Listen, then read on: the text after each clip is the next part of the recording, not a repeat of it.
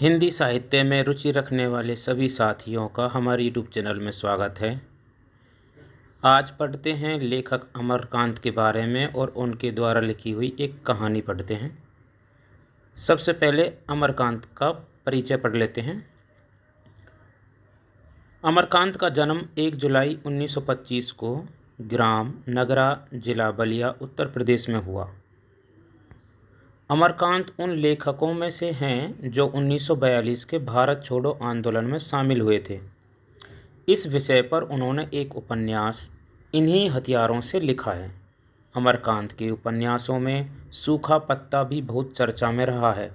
उन्होंने बहुत सा बाल और प्रौढ़ साहित्य भी लिखा है। कहानी लेखन के क्षेत्र में उन्हें विशेष रूप से प्रसिद्धि मिली। यदि आप उनकी और कहानियाँ पढ़ना चाहते हैं तो वे अमरकांत की संपूर्ण कहानियाँ 2 भागों में संकलित हैं।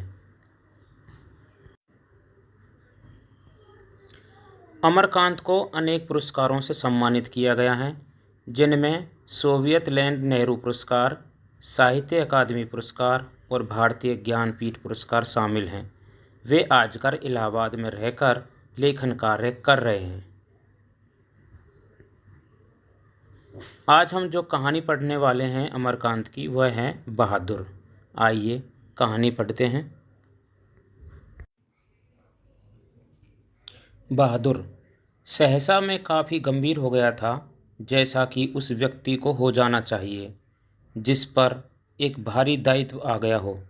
वह सामने खड़ा था और आंखों को बुरी तरह मलका रहा था। 12-13 वर्ष की उम्र, ठिगना चकैत शरीर, गोरा रंग और चपटा मुँह। वह सफ़ेद नेकर, आधी बाँह की सफ़ेद कमीज और भूरे रंग का पुराना जूता पहने था। उसके गले में स्काउटों की तरह एक रुमाल बंधा था। उसको घेरकर परिवार के अन्य लोग खड़े थे। निर्मला चमकती दृष्टि से कभी लड़के को देखती और कभी मुझको और अपने भाई को। निश्चय ही वह पंच बराबर हो गई थी। उसको लेकर मेरे साले साहब आए थे। नौकर रखना कई कारणों से बहुत ज़रूरी हो गया था। मेरे सभी भाई और रिश्तेदार अच्छे ओहदों पर थे और उन सभी के यहाँ नौकर थे। मैं जब बहन की शादी में घर गया तो वहाँ नौकरों का सुख देखा।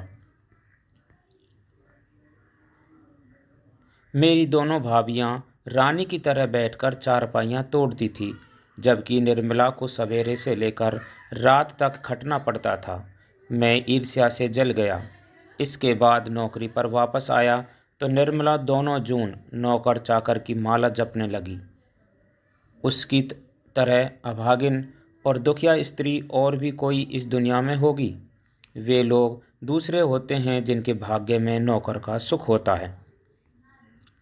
पहले साले साहब से उसका किस्सा सुनना पड़ा।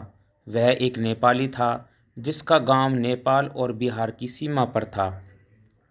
उसका बाप युद्ध में मारा गया था और उसकी माँ सारे परिवार का भरण पोषण करती थी। माँ उसकी बड़ी गुस्सैल थी और उसको बहुत मारती थी। माँ चाहती थी कि लड़का घर के काम धाम में हाथ बटाए, जबकि वह पहाड़ और जंगलों में निकल जाता और पेड़ों पर चढ़कर चिड़ियों के घोंसलों में हाथ डालकर उनके बच्चे पकड़ता या फल तोड़ तोड़ कर खाता। कभी कभी वह पशुओं को चराने के लिए ले जाता था। उसने एक बार उस भैंस को बहुत मारा जिसको उसकी माँ बहुत प्यार करती थी और इसलिए उससे वह बहुत चिढ़ता था। मार खाकर भैंस भागी भागी उसकी माँ के पास चली गई, जो कुछ दूरी पर एक खेत में काम कर रही थी। माँ का माथा ठनका, बेचारा बेजवान जानवर चरना छोड़कर यहाँ क्यों आएगा। जरूर उसने उसको काफ़ी मारा है। वह गुस्से से पागल हो गई।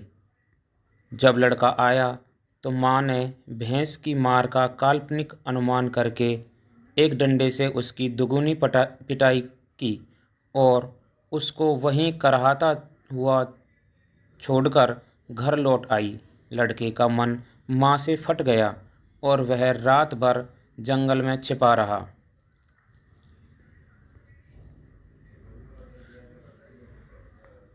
जब सवेरा होने को आया तो वह घर पहुंचा और किसी तरह अंदर चोरी चुपके घुस गया। फिर उसने घी की हंडिया में हाथ डालकर माँ के रखे रुपयों में से 2 रुपये निकाल लिए। अंत में 9 2 11 हो गया। वहाँ से 6 मील की दूरी पर बस स्टेशन था, जहाँ गोरखपुर जाने वाली बस मिलती थी। तुम्हारा नाम क्या है जी? मैंने पूछा। दिल बहादुर साहब। उसके स्वर में एक मीठी झंझनाहट थी। मुझे ठीक ठीक याद नहीं कि मैंने उसको क्या हिदायत दी। शायद यह है कि वह शरारतें छोड़कर ढंग से काम करे और इस घर को अपना घर समझे। इस घर में नौकर चाकर को बहुत प्यार और इज्जत से रखा जाता है। जो सब खाते पहनते हैं वही नौकर चाकर खाते पहनते हैं। अगर वह यहाँ रह गया तो ढंग शऊर सीख जाएगा, घर के और लड़कों की तरह पढ़ लिख जाएगा और उसकी ज़िंदगी सुधर जाएगी। निर्मला ने उसी तरह कुछ व्यावहारिक उपदेश दे डाले थे। इस मोहल्ले में बहुत तुच्छ लोग रहते हैं और ना किसी के यहाँ जाए और ना किसी को काम करे। कोई बाजार से कुछ लाने को कहे तो वह अभी आता हूँ कहकर अंदर खिसक जाए। उसको घर के सभी लोगों से सम्मान और तमीज़ से बोलना चाहिए। और भी बहुत सी बातें। अंत में निर्मला ने बहुत ही उदारतापूर्वक लड़के के नाम में से दिल शब्द उड़ा दिया। परंतु बहादुर बहुत ही हंसमुख और मेहनती निकला। उसकी वजह से कुछ दिनों तक हमारे घर में वैसा ही उत्साहपूर्ण वातावरण छाया रहा जैसा कि प्रथम बार तोता मैना या पिल्ला पालने पर होता है। सवेरे सवेरे ही मोहल्ले के छोटे छोटे लड़के घर के अंदर आकर खड़े हो जाते और उसको देखकर हंसते या तरह तरह के प्रश्न करते। ए तुम लोग छिपकली को क्या कहते हो? ए तुमने शेर देखा है? ऐसी ही बातें। उससे पहाड़ी गाने की फरमाइशें की जाती। घर के लोग भी उससे इसी तरह की छेड़खानियाँ करते थे। जब वह जितना उत्तर देता उससे अधिक हंसता था। सबको उसके खाने और नाश्ते की बड़ी फिक्र रहती। निर्मला आंगन में खड़े होकर पड़ोसियों को सुनाती हुई कहती थी, बहादुर आकर नाश्ता क्यों नहीं कर लेते? मैं दूसरी औरतों की तरह नहीं हूँ जो नौकर चाकर को तलती भूनती हैं। मैं तो नौकर चाकर को अपने बच्चे की तरह रखती हूँ। उन्होंने तो साफ साफ कह दिया है कि 100 150 महीनावारी उस पर भले ही खर्च हो जाए, पर तकलीफ उसको जरा भी नहीं होनी चाहिए। एक नेकर कमीज तो उसी रोज लाए थे और भी कपड़े बन रहे हैं। धीरे धीरे वह घर के सारे काम करने लगा। सवेरे ही उठकर वह बाहर नीम के पेड़ से दातुन तोड़ लाता। वह हाथ हाथ का सहारा लिए बिना कुछ दूर तक तने पर दौड़ते हुए चढ़ जाता। मिनट भर में वह पेड़ की पुलई पर नजर आता। निर्मला छाती पीट कर कहती थी, अरे रीछ बंदर की जात, कहीं गिर गया तो बड़ा बुरा होगा। वह घर की सफाई करता, कमरों में पोंछा लगाता, अंगीठी जलाता, चाय बनाता और पिलाता। दोपहर में कपड़े धोता और बर्तन बर्तन मलता। वह रसोई बनवाने की भी जिद करता, पर निर्मला स्वयं सब्जी और रोटी बनाती। निर्मला की उसको बहुत फिक्र रहती थी। उसकी उन दिनों तबीयत ठीक नहीं रहती थी, इसलिए वह कुछ दवा ले रही थी। बहादुर उसको कोई काम करते देखता तो कहता, माताजी मेहनत ना करो, तकलीफ बढ़ जाएगा। वह कोई भी काम करता होता, समय होने पर हाथ धोकर भालू की तरह दौड़ता हुआ कमरे में जाता और दवाई का डिब्बा निर्मला के सामने लाकर रख देता। जब मैं शाम को दफ्तर से आता तो घर के सभी लोग मेरे पास आकर दिन भर के अपने अनुभव सुनाते थे। बाद में वह भी आता था। वह एक बार मेरी ओर देखकर सिर झुका लेता और धीरे धीरे मुस्कुराने लगता। वह किसी बहुत ही मामूली घटना की रिपोर्ट देता। बाबूजी, बहन जी का एक सहेली आया था, या बाबूजी भैया सिनेमा गया था। उसके बाद वह इस तरह हंसने लगता था गोया बहुत ही मज़ेदार बात कह दी हो। मैं उससे बातचीत करना चाहता था, पर ऐसी इच्छा रहते हुए भी मैं जानबूझकर बहुत गंभीर हो जाता था और दूसरी ओर देखने लगता था। निर्मला कभी कभी उससे पूछती थी, बहादुर, तुमको अपनी माँ की याद आती है? नहीं।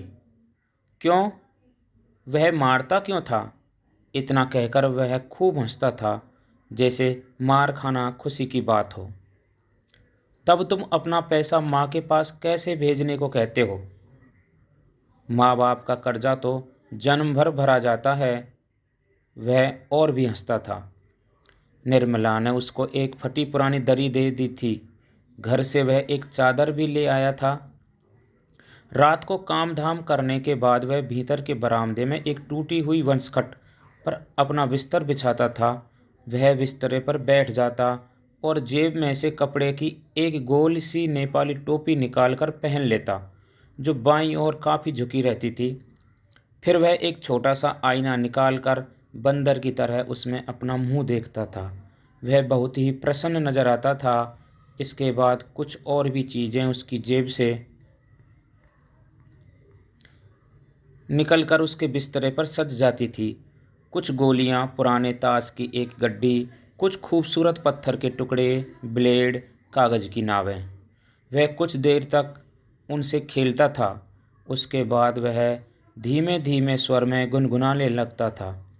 उन पहाड़ी गानों का अर्थ हम समझ नहीं पाते थे, पर उनकी मीठी उदासी सारे घर में फैल जाती, जैसे कोई पहाड़ की निर्जनता में अपने किसी बिछुड़े हुए साथी को बुला रहा हो।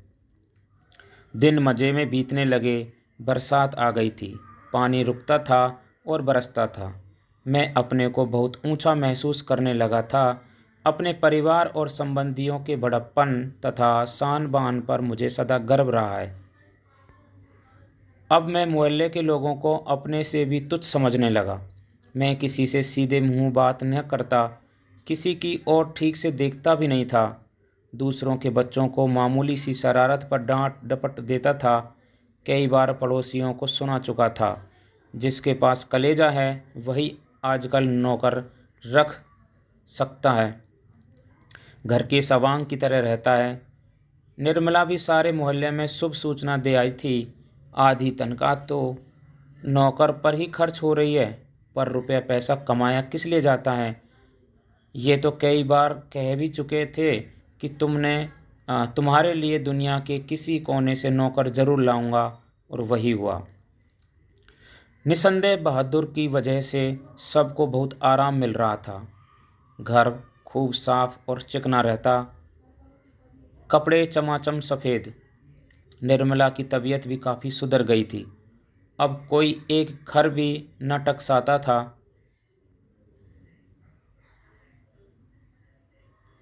किसी को मामूली काम करना होता तो वह बहादुर को आवाज़ देता, बहादुर, एक गिलास पानी। बहादुर, पेंसिल नीचे गिरी है, उठाना। इसी तरह की फरमाइशें। बहादुर घर में फिरकी की तरह नाचता रहता। सभी रात में पहले ही सो जाते थे और सवेरे 8 बजे के पहले ना उठते थे। मेरा बड़ा लड़का किशोर काफ़ी शान शौकत और रौब-दाब से रहने का कायल था, और उसने बहादुर को अपने कड़े अनुशासन में रखने की आवश्यकता महसूस कर ली थी। फलतः उसने अपने सभी काम बहादुर को सौंप दिए। सवेरे उसके जूते में पॉलिश लगनी चाहिए। कॉलेज जाने के ठीक पहले साइकिल की सफाई ज़रूरी थी। रोज़ ही उसके कपड़ों की धुलाई और इस्त्री होनी चाहिए, और रात में सोते समय वह नित्य बहादुर से अपने शरीर की मालिश कराता और मुक्की भी लगवाता। पर इतनी सारी फरमाइशों की पूर्ति में कभी कभी कोई गड़बड़ी भी हो जाती। जब ऐसा होता, किशोर गर्जन तर्जन करने लगता, उसको बुरी बुरी गालियां देता और उस पर हाथ छोड़ देता। मार खाकर बहादुर एक कोने में खड़ा हो जाता, चुपचाप। देख वे, किशोर चेतावनी देता, मेरा काम सबसे पहले होना चाहिए। अगर एक काम भी छूटा तो मारते मारते होलिया टाइट कर दूंगा। साला कामचोर, करता क्या है तू? बैठा बैठा खाता है। रोज ही कोई ना कोई ऐसी बात होने लगी जिसकी रिपोर्ट पत्नी मुझे देती थी। मैंने किशोर को मना किया पर वह नहीं माना, तो मैंने यह सोचकर छोड़ दिया कि थोड़ा बहुत तो यह चलता ही रहता है, फिर एक हाथ से ताली कहाँ बजती है। बहादुर भी बदमाशी करता होगा। पर एक दिन जब मैं दफ्तर से आया तो मैंने किशोर को एक डंडे से बहादुर की पिटाई करते हुए देखा। निर्मला कुछ दूरी पर खड़ी हाँ हाँ कहती हुई मना कर रही थी। मैंने मैंने किशोर को डांटकर अलग किया। कारण यह था कि शाम को साइकिल की सफाई करना बहादुर भूल गया था। किशोर ने उसको मारा और गालियां दी तो उसने उसका काम करने से इनकार कर दिया। तुम साइकिल साफ क्यों नहीं करते? मैंने उससे कड़ाई से पूछा। बाबूजी, भैया ने मेरे मरे बाप को क्यों लाकर खड़ा किया? वह रोते हुए बोला।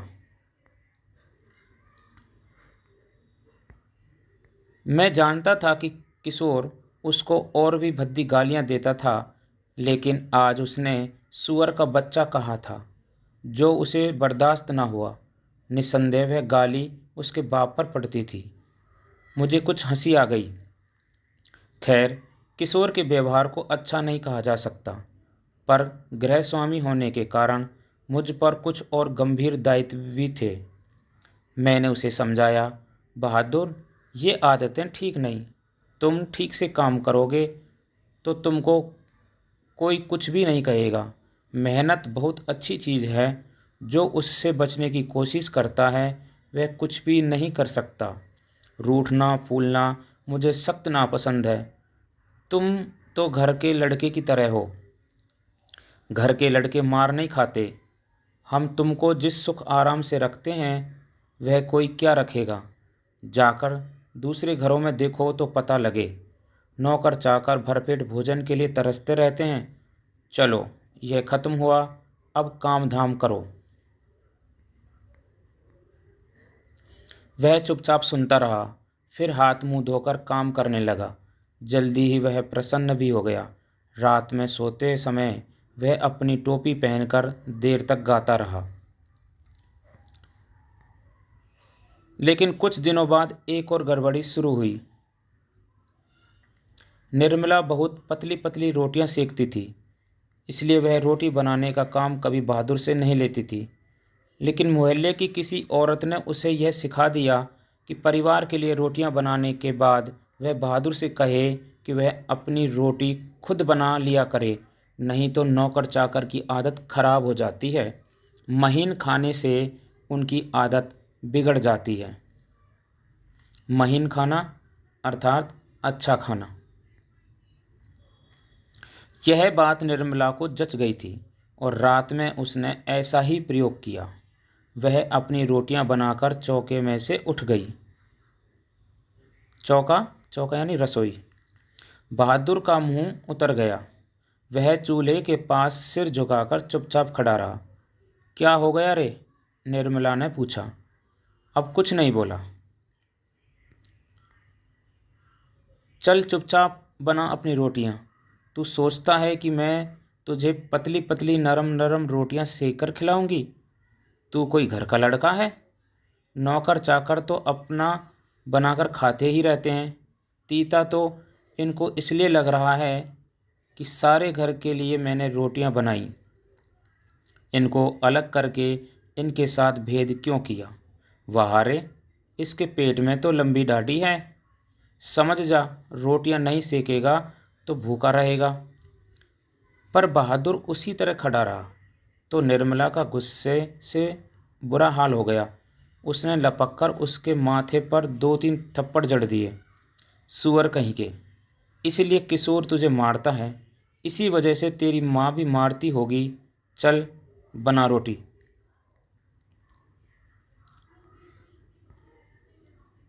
मैं नहीं बनाऊंगा।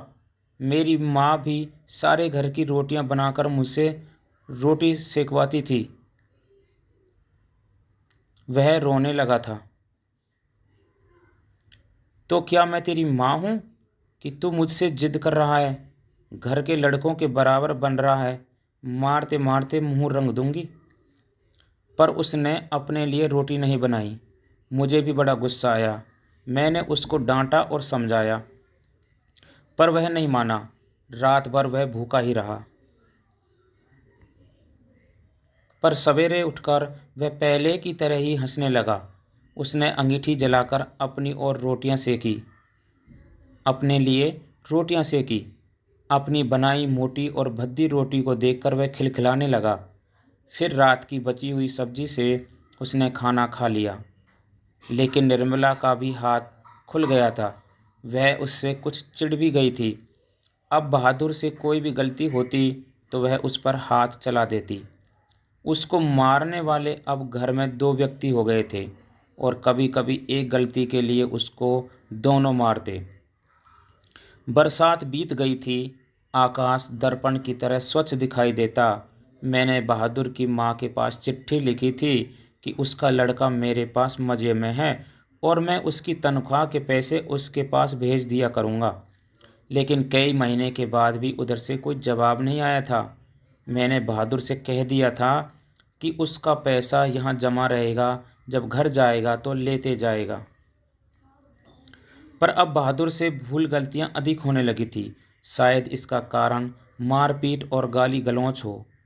मैं कभी कभी इसको रोकना चाहता, फिर यह सोचकर चुप लगा जाता कि नौकर चाकर तो मारपीट खाते ही रहते हैं।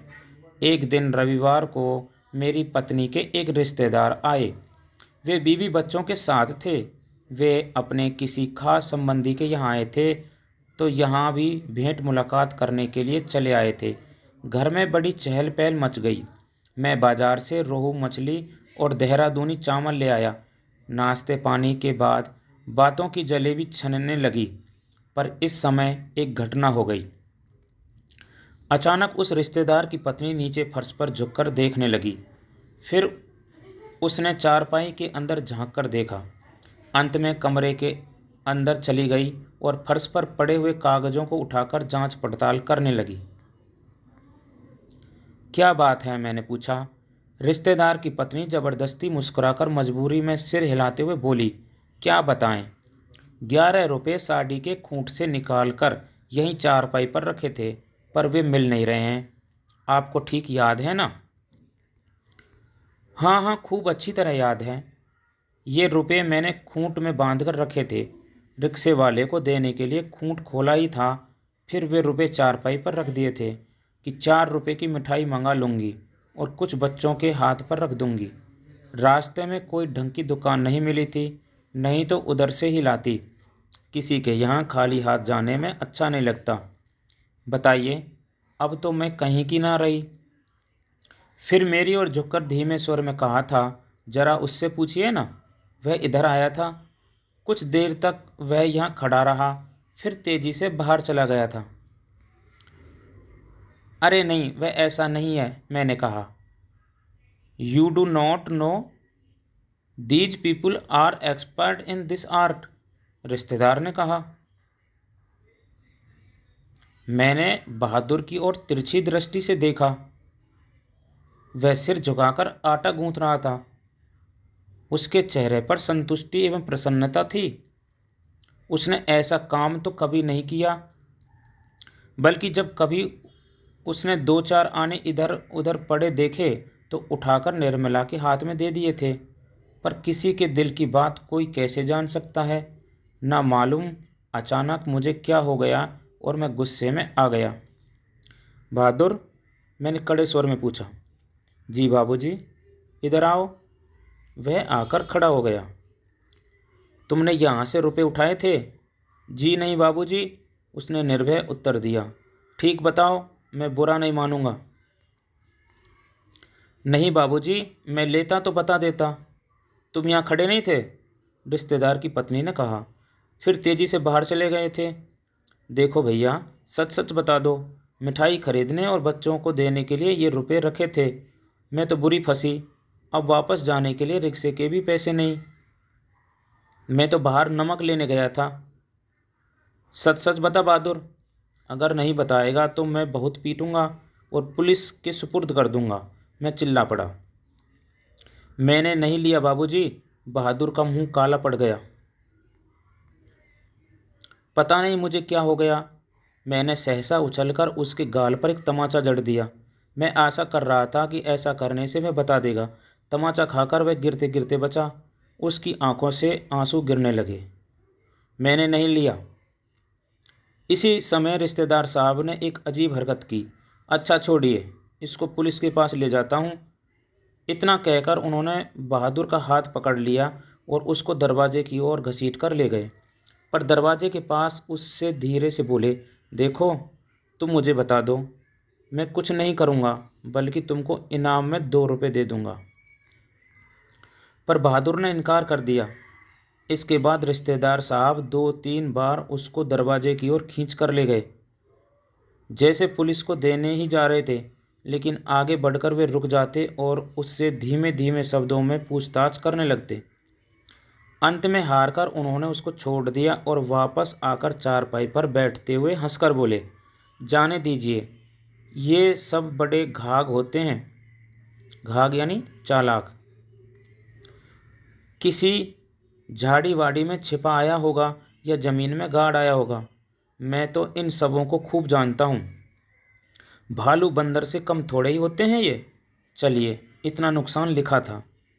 इसके बाद निर्मला ने भी उसको डराया धमकाया और 2-4 तमाचे जड़ दिए, पर वह नहीं नहीं करता रहा। इस घटना के बाद बहादुर काफ़ी डांट मार खाने लगा। घर के सभी लोग उसको कुत्ते की तरह दुराया करते। किशोर तो जैसे उसकी जान के पीछे पड़ गया था। वह उदास रहने लगा और काम में लापरवाही करने लगा। एक दिन मैं दफ्तर से विलंब से आया। निर्मला आंगन में चुपचाप सिर पर हाथ रख कर बैठी थी। अन्य लड़कों को पता नहीं था अन्य लड़कों का पता नहीं था। केवल लड़की अपनी माँ के पास खड़ी थी। अंगीठी अभी जली नहीं थी। आंगन गंदा पड़ा था। बर्तन बिना मले हुए रखे थे। सारा घर जैसे काट रहा था। क्या बात है? मैंने पूछा। बहादुर भाग गया। भाग गया? क्यों? पता नहीं। आज तो कुछ हुआ भी नहीं था। सवेरे से ही बड़ा प्रसन्न था। बराबर माताजी कहे किए जा रहा था। दोपहर में खाना खाया। उसके बाद आंगन से सिलबट्टा लेकर बरामदे में रखने जा रहा था कि सिल हाथ से छूटकर गिर गया और 2 टुकड़े हो गए। शायद इसी डर से वह भाग गया कि लोग मारेंगे। पर मैं इसके लिए उसको थोड़े कुछ कहती। क्या बताऊं, मेरी किस्मत में आराम ही नहीं। कुछ ले गया? यही तो अफसोस है। कोई भी सामान नहीं ले गया है। उसके कपड़े, उसका बिस्तरा, उसके जूते सभी छोड़ गया है। पता नहीं उसने हमें क्या समझा। अगर वह कहता तो मैं उसे रोकती थोड़े, बल्कि उसको खूब अच्छी तरह पहना ओढ़ाकर भेजती। हाथ में उसकी तनख्वाह के रुपए रख देती। 2-4 रुपए और अधिक दे देती। पर वह तो कुछ ले ही नहीं गया। क्या वह 11 रुपए? अरे वह सब झूठ है। मैं तो पहले ही जानती थी कि वे लोग बच्चों को कुछ देना नहीं चाहते, इसलिए अपनी गलती और लाज छिपाने के लिए यह प्रपंच रच रहे हैं। उन लोगों को क्या मैं जानती नहीं? कभी उनके उनके रुपए रास्ते में गुम हो जाते हैं, कभी वे गलती से घर पर ही छोड़ आते हैं। मेरे कलेजे में तो जैसे कुछ होंठ रहा है। किशोर को भी बड़ा अफसोस है। उसने सारा शहर छान मारा, पर बहादुर नहीं मिला।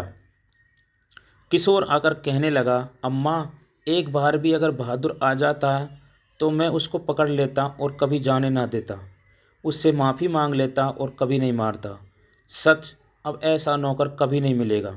कितना आराम दे गया वह। अगर वह कुछ चुरा कर ले गया होता तो संतोष हो जाता। निर्मला आंखों पर आंचल रखकर रोने लगी। मुझे बड़ा क्रोध आया। मैं चिल्लाना चाहता था, पर भीतर ही भीतर मेरा कलेजा जैसे बैठ रहा हो। मैं वहीं चारपाई पर सिर झुकाकर बैठ गया। उसने एक अजीब सी लघुता का अनुभव हो रहा था, जैसे मैं ना मारता तो शायद वह ना जाता। मैंने आंगन में नज़र दौड़ाई। एक और स्टूल पर उसका बिस्तरा रखा था। अलगनी पर उसके कुछ कपड़े टंगे थे। स्टूल के नीचे वह भूरा जूता था जो मेरे साले साहब के लड़के का था। मैं उठकर अलगनी के पास गया और उसके नेकर की जेब में हाथ डालकर उसका सामान निकालने लगा। वही गोलियां, पुराने ताश की गड्डी, खूबसूरत पत्थर, ब्लेड, कागज़ की नावें। यह कहानी लिखी है अमरकांत ने। आपको कहानी अच्छी लगी होगी, कमेंट करके बताएं। धन्यवाद।